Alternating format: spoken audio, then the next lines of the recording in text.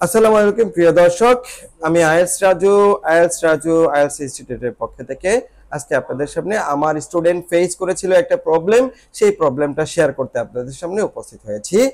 দেখুন, আমার স্টুডেন্ট যে প্রবলেমটা ফেস করছিল, আনসার লোকেশন অর্থাৎ কিওয়ার্ড দিয়ে, কোয়েশ্চেনের কিওয়ার্ড দিয়ে প্যাসেজের কোন জায়গাটিতে আনসার আছে সেই জায়গাটি অর্থাৎ আনসার লোকেশন খুঁজে বের করার পরেও সে আনসারটা ট্রেস করতে পারছিল না, পিন পয়েন্টে নক করতে পারছিল না।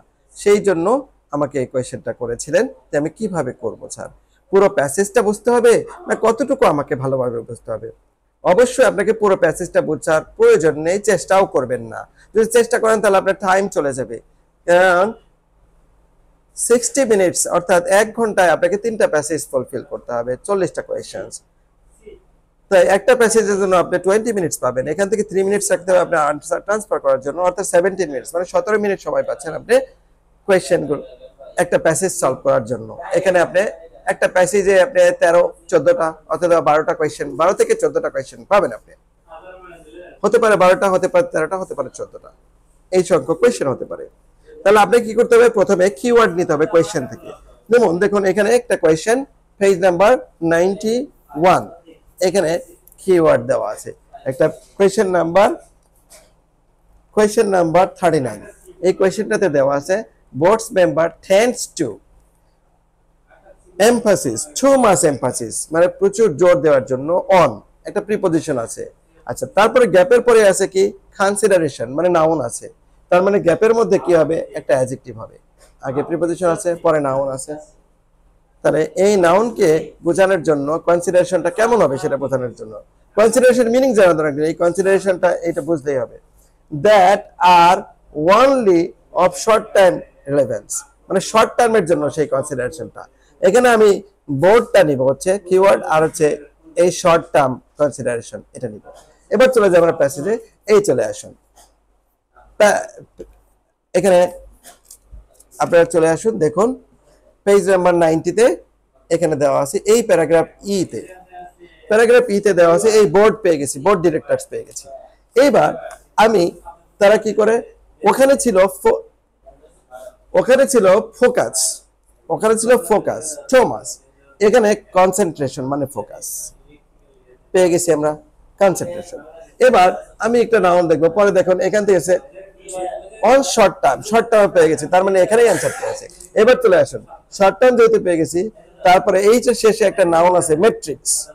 এবার দেখুন ম্যাট্রিক্স মানে কি ডেটা, ওখানে ম্যাট্রিক্স কিন্তু নাই, ওখানে আছে কনসিডারেশন। তাহলে আমি কেন এটা নিলাম? কেন আমি পেয়ে গেছি একটা অ্যাডজেক্টিভ পেয়ে গেছি ফিনান্সিয়াল, শর্ট টার্মের পরে। এখন দেখুন ফিনান্সিয়ালটা হচ্ছে, ফিনান্স হচ্ছে নাউন, ফিনান্সিয়াল হচ্ছে অ্যাডজেক্টিভ, এর পরের যে নাউনটা আছে সেটা ম্যাট্রিক্স। তাহলে আমরা দেখি ওইখানে ম্যাট্রিক্সের সিনোনিম হিসেবে ব্যবহার করেছে এখানে কনসিডারেশন। মিনিং না জেনেও কিন্তু আপনি এটা করতে পারেন। আপনাকে যেটা করতে হবে, সেন্স বুস্ট আপ করতে হবে। If you memorise the words and vocabularies word lexical meaning, এটা আপনাকে সাহায্য করবে না, ওই মিনিংটা এখানে নাই। এখানে দেখো ম্যাট্রিক্স মানে ডেটা, মানে পরিসংখ্যান, আর এইখানে দিয়েছে এটা কনসিডারেশন। তাহলে মিনিং তো মিলাতে পারবেন না। আপনি ওয়ার্ড কেন মুখস্থ করবেন? আপনাকে সেন্স বুস্ট আপ করতে হবে। আমি যেটা করি, আমি আইএলটিএস কে প্রত্যেকটা স্টুডেন্টকে ক্যামব্রিজের বইগুলো পড়ে তাদের সেন্স বুস্ট আপ করে দেয়, যেখানে আনসার বের করতে হয়। আর কোনো ভোকাবুলারি মুখস্থ করার প্রয়োজনই হয় না। এই জন্য আমি বলে থাকি কোনো ভোকাবুলারি লাগবে না, কারণ ভোকাবুলারির যে মিনিংটা আছে ডিকশনারিতে সেই মিনিং এখানে ব্যবহার হয়নি। এবার দেখুন, যেহেতু কনসিডারেশন, তখন এখানে ম্যাট্রিক্স, তাহলে ম্যাট্রিক্সের আগে যেটা ছিল সেটাই আনসার হবে ফিনান্সিয়াল। তাহলে এই কোশ্চেনের আনসার হবে ফিনান্সিয়াল। বন্ধুরা দেখতে পাচ্ছেন তো, আপনাকে কি অনেক ওয়ার্ড মুখস্থ করতে হবে বা পুরো প্যাসেজ বুঝতে হবে না? কি করতে হবে তাহলে বলুন তো দেখি। আমি যেটা বলেছি, আপনাকে কোয়েশ্চেনের কিওয়ার্ডটা প্যাসেজের মধ্যে খুঁজে বের করবেন, ওইখানে আনসারটা আছে লোকেশন, ওই সেন্টেন্সটা আপনাকে পড়তে হবে। তারপরে ফিলিং দ্য ব্ল্যাঙ্কস এর গ্যাপের আগের ওয়ার্ড পরের ওয়ার্ড কোন জিনিসটা, ওইটা প্যারাফ্রেজিং করা থাকে, স্লাইড চেঞ্জ করে দেওয়া থাকে, এটা বুঝতে হবে। আশেপাশের ওয়ার্ড দেখে আপনাকে গেস করতে হবে, অর্থাৎ সেন্স ক্রিয়েট করতে হবে। আমরা কিন্তু এখানে মিনিং শিখলাম না, how to boost up the sense. So বন্ধুরা, আপনারা আপনাদের সেন্স বুস্ট আপ করুন, আইএলটিএস এ ভালো আনসার করুন, ভালো রেজাল্ট করুন, এটাই একমাত্র উপায়। আর ক্যামব্রিজের বইগুলো বাংলাদেশে আমি ছাড়া আর কেউ সলভ করায় না। যে টিচারের কাছে যাবেন সে বলবে এটা দেখে দেখে সলভ করে নিন, আর ওই টিচার 4-5টা প্যাসেজ মুখস্থ করে ফেলেছে ওইটাই। তাহলে আপনি প্রতিষ্ঠান না চিনে আপনি টিচার খুঁজে বের করুন, যে ট্রেনার আপনাকে পড়াবে, ভালোভাবে বোঝাবে, কেমব্রিজের বইগুলো বোঝাবে। কোন ট্রেনার যদি আপনি কেমব্রিজের বইগুলো ধরে ধরে বোঝায়, তাহলে সেই ট্রেনার হচ্ছে অথেন্টিক ট্রেনার।